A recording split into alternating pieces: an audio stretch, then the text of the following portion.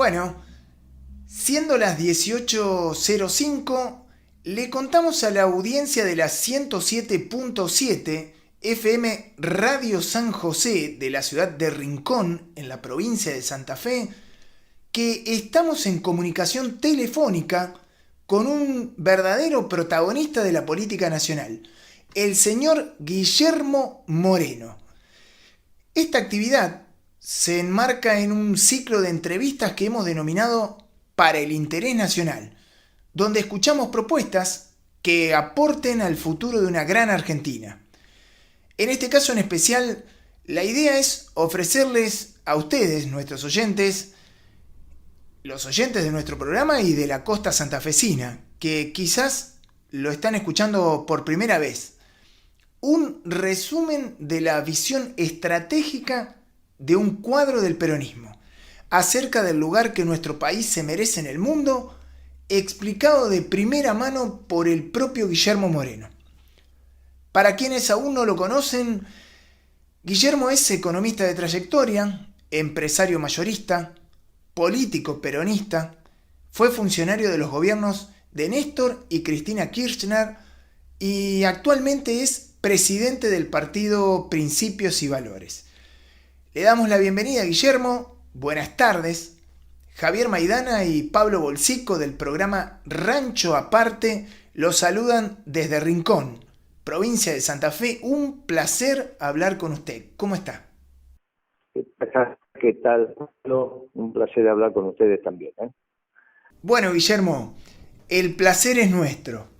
Tenemos algunas preguntas para conocer su pensamiento profundo y como sabemos que se trata de una visión integral de la Argentina, hemos organizado el cuestionario en dos niveles, el internacional y el nacional consecutivamente.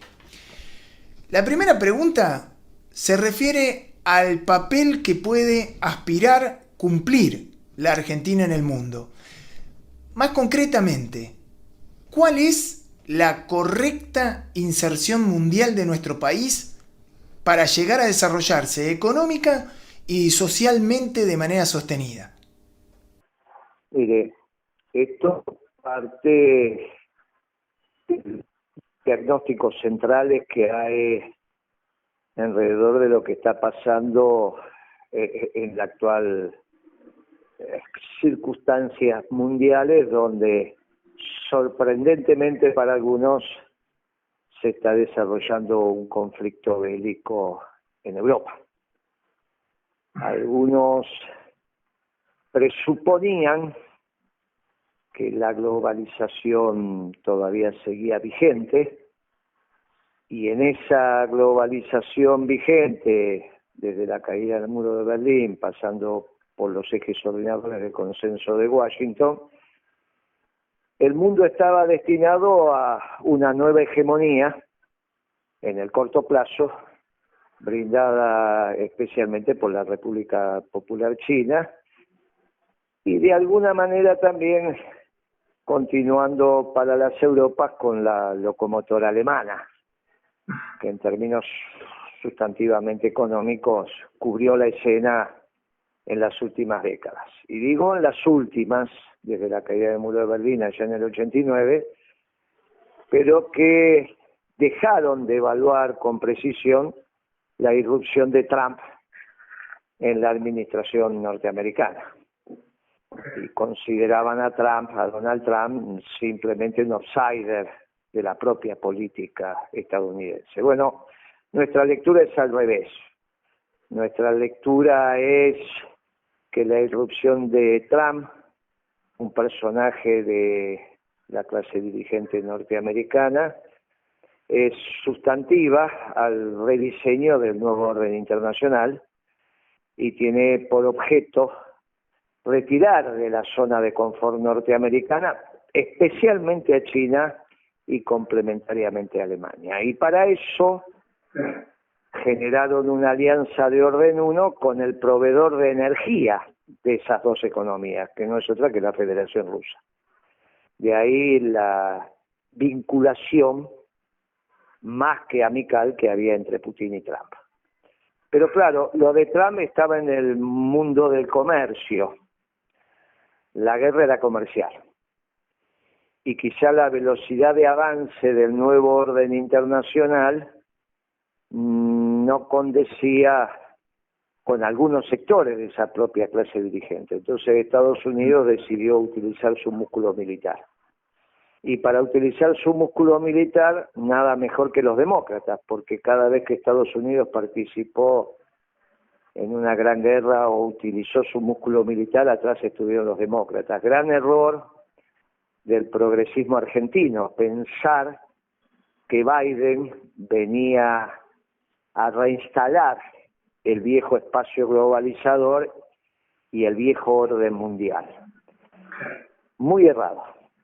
Biden en realidad viene a acelerar la instalación del nuevo orden internacional con el eje en China y en Alemania. Los dos que penetraron en su zona especial y que discutían con ellos y que pueden discutir con Estados Unidos desde la propia industria, del propio hecho manufacturero, cosa que Rusia de ninguna manera puede hacer, de ninguna manera puede hacer. Lo que Rusia puede discutir y se respetan mutuamente es el orden de disuasión nuclear. Pero la economía rusa de ninguna manera es competencia de la economía norteamericana y sí, naturalmente, la china y la alemana. Con este escenario es que lo que está aconteciendo en Ucrania es la instalación de los espacios de predicamento de cada uno de los dos ganadores de esta alianza de orden 1, que son la Federación Rusa y Estados Unidos. Lamentablemente, la clase política o la dirigencia ucraniana tuvo una comprensión errada del rol de este conflicto, que siempre que se pelean en territorio distinto. Cuando se pelean los norteamericanos y los rusos, no se pelean en su propio territorio, se pelean en un tercer territorio. No hubo comprensión del rol que cumplió Ucrania en esto y lo está pagando con mucho dolor el pueblo ucraniano y obviamente su infraestructura económica. Ahora, ¿este es el conflicto central? No, el conflicto central es con la República Popular China. Y usted habrá visto que hoy ya algunos diarios de alcance nacional de la Argentina empiezan a plantear la confrontación entre el Partido Comunista China y la OTAN. Bueno, pero la OTAN no es del Pacífico. Bueno, es un problema de diseño. Esta misma semana se firmó un pacto de defensa entre los británicos y los japoneses y hay una base estratégica para el diseño de esta confrontación que es Australia. Y ahí está el pacto del AUKUS, que es entre Australia, el Reino Unido y Estados Unidos. Claro, eso nos pega de lleno a nosotros porque la inclusión en este dispositivo de Inglaterra, o de Gran Bretaña, o del Reino Unido, como la quieran denominar, y que también comienza con el Brexit, y por eso se van del mercado como de la Unión Europea, la irrupción de Gran Bretaña en este esquema global hace que tome preeminencia Malvinas como base militar, y es lo que estamos viendo los argentinos. Y lamentablemente una declaración muy poco afortunada del presidente chileno diciendo que tiene un acuerdo de mutua defensa con los británicos. ¿Mutua defensa de quién puede tener Chile en una alianza con los británicos que están usurpando nuestro territorio? Bueno, en este escenario, que es el escenario de la primera medianera en Europa y la segunda medianera en el mar de China, la Argentina tiene que comprender cuál va a ser el nuevo orden internacional y qué es lo que está en juego. Naturalmente que nadie se está planteando una aventura militar sobre China, sería imposible, pero sí se pueden plantear una asfixia sobre los dos vectores centrales de la economía china, que son la necesidad que tiene de energía, y esto de importar energía, y su principal abastecedor es la Federación Rusa, y la importación de alimentos, donde uno de los principales proveedores de alimentos de China es la Argentina. Y no va a ser la primera vez que los norteamericanos utilizan esa herramienta. Yo no lo estoy juzgando ni bien ni mal, digo, es entender la política internacional desde los intereses de cada país. Y esto que algunos analistas se la pasaron diciendo de que Estados Unidos iba a perder la hegemonía, no es que los norteamericanos no lo leyeron. Lo leyeron y actuaron en consecuencia. Y entonces van a frenar el despliegue chino. Lo frenan con la energía y lo frenan con los alimentos. Y podría ser la segunda vez que utilizan el embargo alimenticio a un país. Ya lo utilizaron en la década del 80 con la Unión Soviética. En este caso, en aquel momento, el gobierno argentino, la dictadura de Videla y conducida económicamente por Martínez de Oz, no se sumó a ese embargo.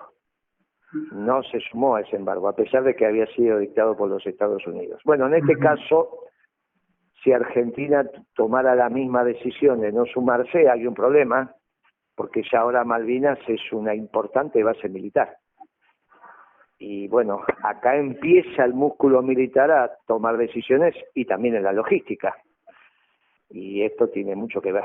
Por lo tanto, la posibilidad de Argentina de no sumarse a ese pretendido embargo, si esto pasa por ahí, sería prácticamente imposible. Y hasta sería imposible que vinieran barcos a cargar los cereales necesarios para transportarlos hasta los puertos chinos. Mire, esto obviamente impacta en la zona núcleo de la pampa húmeda y cómo esto se ordenaría la producción, que es básicamente maíz y soja, pero también impacta en el mundo de la ganadería y en otras producciones que la Argentina coloca en menores niveles en China, pero que las coloca. Este mundo, yo no tengo ninguna duda que es el mundo que surge. Y me alegra la pregunta porque nos permite en la arena pública empezar a debatir estas situaciones donde el gobierno está lejos de plantearlo. El gobierno de Alberto Fernández está en otra dirección. Y una incorrecta inserción internacional de la Argentina no solo impactaría en el espacio económico, porque no hay ninguna duda que parte de nuestras exportaciones y una parte muy importante tiene que ver con el complejo agroexportador vinculado a la zona núcleo de la pampa húmeda, sino que también podría tener implicancias geopolíticas en el propio territorio, en este espacio de parte de la política chilena, diciendo que hay que rediscutir la Patagonia, porque cuando la discutieron con Argentina, ellos estaban distraídos en un conflicto con el Perú, que es la guerra del Pacífico ya en el fin del siglo XIX. Mire, me parece que la correcta inserción de la Argentina arranca por realizar un correcto diagnóstico de lo que está pasando en el mundo. Y bueno, este es el aporte que estamos haciendo al debate público desde principios y valores, diciéndole al pueblo argentino, miren, que el espacio de la globalización se terminó, viene un nuevo orden internacional, tiene dos claros ganadores, que son la Federación Rusa y los Estados Unidos, que hoy están discutiendo por dónde va a pasar la medianera en Europa, como después Estados Unidos va a discutir la medianera con el auxilio de los ingleses, que va a pasar por el mar de China. Discutamos seriamente el rol de China en el mundo y si esto que estamos transmitiendo, los acontecimientos a futuro van diciendo que por ahí van a transcurrir, reordenemos nuestra economía y nuestras relaciones en función donde los espacios de discusión vuelven a ser los espacios nacionales. Y nosotros también tenemos mucho para aportar, porque los europeos, cuando discuten desde lo nacional, se han equivocado. En cambio, cuando Hispanoamérica discute desde lo nacional, no nos hemos equivocado. Y por eso la doctrina peronista es un buen aporte para este nacionalismo de inclusión que le estamos diciendo al mundo. Sí. Justamente, una pregunta que surge a raíz de este nuevo escenario internacional y el rol que Argentina podría llegar a cumplir es: ¿qué países ve usted como posibles aliados o complementarios a esta idea de desarrollo nacional, ¿no? Siempre desde la base económica y socialmente sustentable. Miren, no, es la vieja gesta sanmartiniana. Obviamente es el eje Buenos Aires, Lima, Bogotá, Caracas. La vieja gesta hispanoamericana, con la posibilidad de expansión, Dios lo permita, hacia México. Un México que del espacio americano, no por su cultura, no por su y en sus vinculaciones económicas, pero se pueden recuperar desde el río Bravo hasta Ushuaia. Me parece que ese es el eje natural. Otro eje me parece que es el costado. Guillermo, siempre pensando en una Argentina industrial. Desde ya. Bien, Guillermo, ¿qué ejes se deberían priorizar con respecto a esta idea del desarrollo nacional, ¿no? La educación, la tecnología, la producción, el comercio. Nacionalmente, ¿cómo eso se armoniza? Es decir, ¿qué tipo de alianzas políticas son necesarias para lograr que nuestro país se enfoque en el objetivo que usted describió? Por ejemplo, ¿qué rol cumplirían los sindicatos? ¿Qué papel los empresarios, los sectores trabajadores no sindicalizados, los desocupados, la clase media? ¿Cómo se armoniza políticamente? Mire, naturalmente en esa gesta sanmartiniana y en esa integración hispanoamericana, la Argentina tiene un destino industrial. Es el que la tiene por tradición.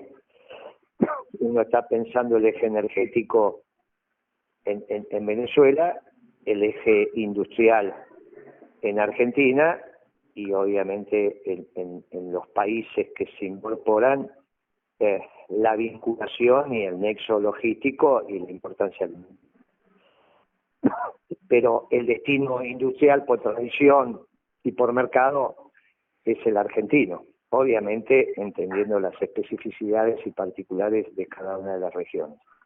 Fíjense que estamos hablando de Hispanoamérica y no necesariamente eso contiene a la hermana República del Brasil, pero ahí hay que reconocer que con Brasil tenemos una economía competitiva y solo podrían ser economías complementarias si Brasil se dedica a la industria y Argentina se dedica a lo agroindustrial, a los alimentos, a la industrialización de los alimentos, que fue como fue concebido el Mercosur.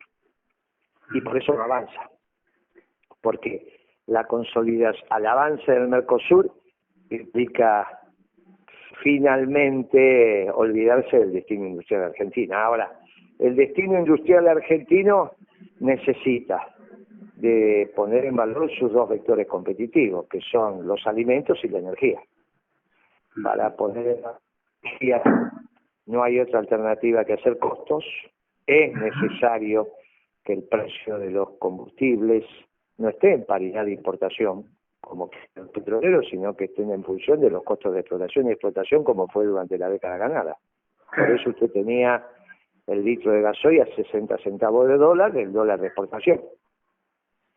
Total. Esto tiene un impacto enorme en la logística y en la ganancia de productividad. Es simplemente volver a hacer costos y con una ganancia justa y razonable para todos los que intervienen en la producción y comercialización del combustible, y que obviamente después impacta también en las tarifas de la energía eléctrica, porque finalmente uno cuando habla de la matriz energética, hable de electrones, electricidad, o hable de moléculas en el combustible derivado del proceso fósil, mire, la verdad que no hay mucha diferencia. Finalmente el generador es la máquina que transforma las moléculas en electrones, y esto, cuando uno habla de la exploración y explotación de la energía fósil, está hablando finalmente de toda la matriz energética argentina. Y el tema de los alimentos es muy importante, porque es lo que garantiza un alto poder adquisitivo de los ingresos populares y un sólido mercado interno. Lo contrario de esto fue lo que le pasó a Macri. Macri aumentó enormemente el precio de la comida, prácticamente la duplicó cuando devaluó y sacó las retenciones, e inmediatamente se le cayó como un piano al mercado interno, porque algo que no puede dejar de comprar un asalariado, un trabajador o un jubilado, cuando hablamos de los ingresos populares, es la comida, pero si después de comprar la comida no te queda nada, tenemos un lío bárbaro. Entonces, el precio de la comida, de los alimentos básicos, es un vector de competitividad de la Argentina.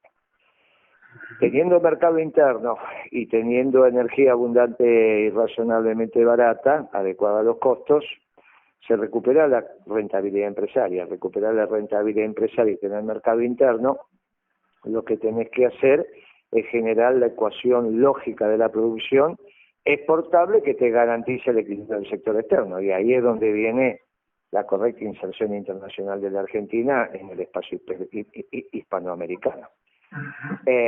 Creo que este es un modelo posible, razonable, dado los recursos humanos que tiene la Argentina, y que naturalmente una Argentina industrial tiende a descender enormemente la tasa de desocupación, y con ello tiene que descender la pobreza y la indigencia. Es impensable pensar que alguien que trabaje es pobre, ¿no? Esto es tan justa distribución del ingreso. Lo que no puede pretender es que el hombre que trabaje no sea pobre. Para eso estaba el salario mínimo vital y móvil, que lo que permitía era que cualquiera que trabajara y ganara el mínimo ya no fuera pobre. Bueno, a esa elemental situación de piso tenemos que volver. Guillermo, otra consulta. Recién hablábamos del Mercosur.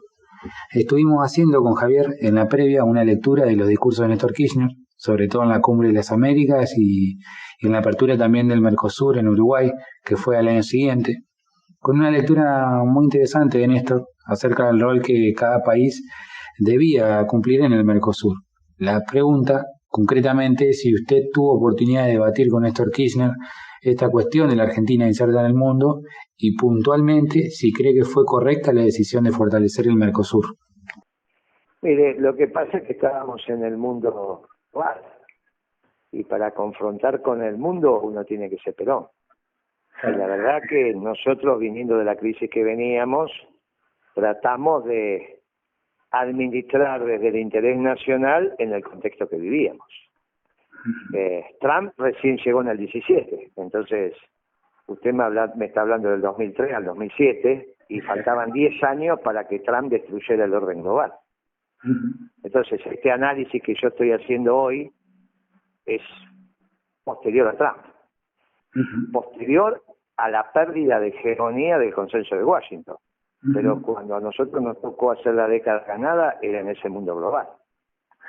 Entonces ese mundo global tipificaba las conductas también. Ahora el mundo es muchísimo más favorable. Imagínense lo sencillo que hubiese sido para mí administrar el comercio exterior si en vez de tener a Obama lo tenía Trump. Totalmente. Porque finalmente Trump no hizo otra cosa que copiar lo que hicimos nosotros, ¿no? Administrar el comercio. Bueno, entonces, ahora, uno cuando hace los análisis 2003-2007, los tiene que hacer en ese mundo, en plena hegemonía de la globalización. ¿Está bien? Donde los socialdemócratas y los neoliberales, que habían conformado el consenso de Washington, reinaban en el mundo. ¿Está bien? Y los chinos iban por el mundo haciendo bajar el salario medio. Porque donde llega China, baja el salario medio, no es que sube, baja el salario medio. Ya. Ahora hay otro mundo, y un mundo se está pergeñando un mundo decididamente favorable al pensamiento nacional. Por eso digo, mire, lo fácil que hubiese sido para nosotros gobernar la Argentina con Trump del otro lado, y no con Obama. Pero, Guillermo, más allá de ese mundo que se imponía, y que era un mundo de bloques regionales, de formar relaciones comerciales de manera distinta a lo que usted está planteando, concretamente nosotros apuntábamos a esa relación entre economía o economistas y el político. ¿Cómo se da ese diálogo? Kirchner habrá tenido a lo mejor alguna visión de que integrándose al Mercosur colaboraba con las líneas directrices que se había planteado, ¿no? Mire, discutíamos en el margen con los brasileros. Discutíamos en el margen. Las discusiones fueron muy duras. Usted no se olvide que hubo misiones de primer orden yendo a Brasil a discutir el tema de la balanza comercial favorable para Brasil y que para nosotros era una incordia. Y estaban algunas voces muy menores, entre ellas la de Lula, diciendo, bueno, dejen que Argentina vuelva a ser un país industrial, total, si se desarrolla, pero en la realidad eso no se verificaba en la política. Por eso los conflictos comerciales que tuvimos con Brasil. Cada vez que nosotros planteábamos un tema de desarrollo autónomo de algunos vectores industriales, venían algunos problemas. Y fueron públicas las circunstancias. Ahora, Brasil anclado en el proceso de globalización. Porque ese Brasil inserto en el proceso de globalización le resultó razonablemente favorable, no para la Argentina, pero sí para Brasil. Fundamentalmente porque la distribución del ingreso no es un tema en Brasil. Entonces ahí tenemos un problema muy serio, ¿no? Nosotros buscamos una sociedad con justicia distributiva y los brasileros ni siquiera en el gobierno de Lula se lo plantean. Entonces esa disparidad de concepción hace que sea muy difícil. Y bueno, por eso no avanza. Ahora, los discursos estaban en el marco de un mundo global. A nadie se le ocurría pensar, en esos momentos, salvo algunos grupos muy reducidos del peronismo, que se iba a terminar la globalización. Alberto Fernández es producto del pensamiento globalizador. Cuando él dice, tengo una cabeza europea, ¿a qué se refiere? A esto. Cuando él dice, soy socialdemócrata, ¿a qué se refiere? A esto. Se refiere exactamente a este mundo global surgido de los consensos de Washington. Bueno, estos son los debates y las decisiones que se toman en el contexto, cómo vos defendés el interés nacional en un contexto que no te era favorable. Guillermo, y el intento de abrir mercado, por ejemplo, yendo hacia Angola, ¿estuvo enmarcado en esta búsqueda de abrir nuevos campos para Argentina? Sí, claro, porque ya empezábamos a tener el problema de la restricción externa. Y con este problema de la restricción externa teníamos que buscar nuevos mercados. Bueno, ahí estamos. Me dio mucha gracia porque ayer un compañero se comió un bonobón de una empresa muy conocida, fabricado en Angola, ¿no? O sea, claro. Bueno, es muy interesante lo que pasó, porque si bien los medios terminaron diciendo otra cosa, la realidad es que las empresas argentinas se instalaron en Angola. Bueno, esta es una explicación, ¿no? Un bonobón producido en Angola, muy interesante. O sea que dio resultado.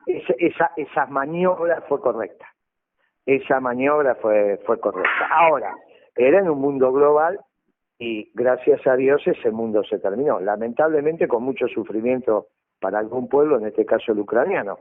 Pero la realidad es que ese mundo se terminó, ese mundo tan injusto para nuestro pueblo. Es obvio que hicimos también, cuando de alguna manera se planteaba el ALCA como un avance de ese espacio de integración americana, pudimos, con Kirchner a la cabeza, decir, mire, vamos a lentificar ese proceso. Pero mucho más allá no se podía hacer, ¿se entiende? Mucho más allá no se podía ir. El mundo era el que era. Y es posible que manejar en ese mundo. Usted imagínese que los defensores de ese mundo global son los chinos. Los principales defensores eran los chinos. Y siguen siendo. Finalmente, durante la administración Trump, lo que iban a Davos eran los chinos, ¿no? A defender la globalización. El presidente chino, el presidente del Partido Comunista Chino, fue a Davos a decir, nosotros garantizamos la globalización. No hace más de 3 años atrás. ¿Y es posible pensar hoy, Guillermo, sin caer en el progresismo ni en el neoliberalismo, que son las principales vertientes del mundo globalizador en el plano teórico? Por eso el peronismo confronta con ello. Claro, exactamente. La La por pregunta eso, es si... lamentablemente, por primera vez las políticas centristas tuvieron éxito con Alberto Fernández, un hombre confeso socialdemócrata, presidente con los votos de nuestra causa. Bueno, este es un desorden que se nos hace muy difícil resolver. Nosotros hemos armado nuestra herramienta electoral, pero está claro que es un discurso. Del otro lado, cuando usted sale y pregunta a los sectores populares y a los sectores humildes de nuestra patria, y aunque las políticas no sean peronistas, el sayo se lo está cargando el peronismo. ¿Está bien? Bueno, es la primera vez que tuvieron éxito. Entraron en el núcleo duro y esto es la responsabilidad de Cristina, que eligió un socialdemócrata para conducir los destinos de la patria, y ella sabía que era socialdemócrata. Bueno, en este lío estamos. Por último, Guillermo, quisiéramos preguntarle acerca de la experiencia de gestión en lo que usted llama la década ganada. La pregunta es inevitable, ya que su caso no es el de un simple intelectual que solo diseñó políticas, sino que usted además fue funcionario, es decir, las ha implementado. En su libro En defensa del modelo nos cuenta que se tomaron decisiones en torno a las comunicaciones y a la administración del comercio interior y exterior, entre otras.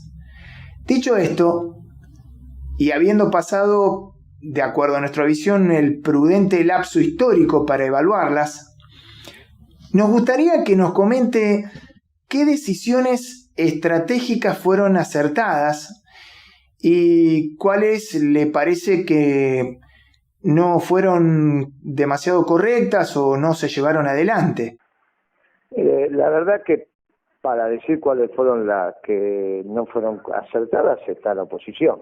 A mí me parece que ARSAT fue una correcta decisión, los satélites ahí están, y eso lo empezamos a hacer en el 2003, y me parece que la administración del comercio es obvio que fue acertado. Imagínense que después la hizo Trump, y hoy la va a hacer el mundo.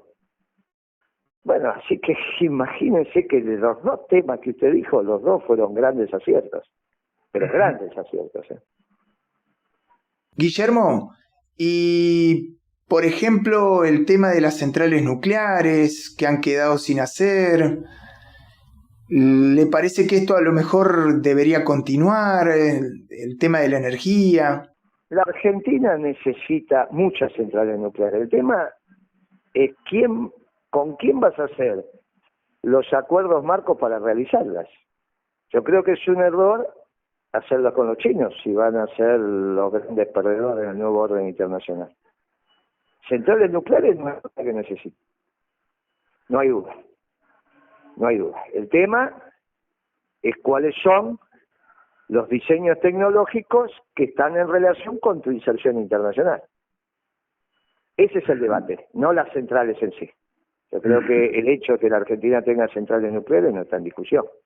Más allá de algún vector, el de los residuos, el ecológico, bueno, resuelto esos temas y ese debate, como con la minería, el tema es con quién haces las alianzas estratégicas para tener la energía nuclear.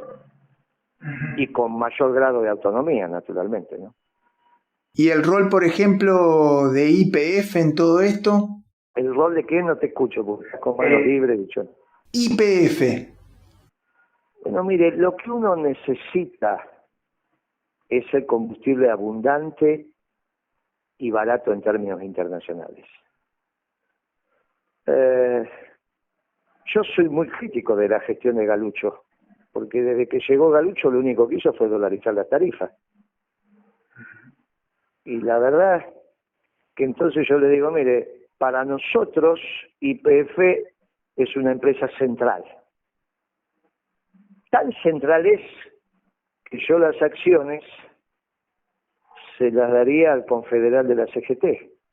porque son los trabajadores organizados los que defienden los intereses permanentes de la patria. Y seguro que los trabajadores organizados no elegían a Galucho, porque en cuanto Galucho presentaba el plan de negocio y decía que iba a aumentar los combustibles, todos los gremios industriales le hubiesen dicho que no, porque saben que con la energía cara no hay manera de que la Argentina sea competitiva. Pero él fue Galucho. Bueno, este es el problema de cuando las decisiones se toman aisladamente, sin un marco conceptual, y vaya a saber a veces guiados por qué intereses.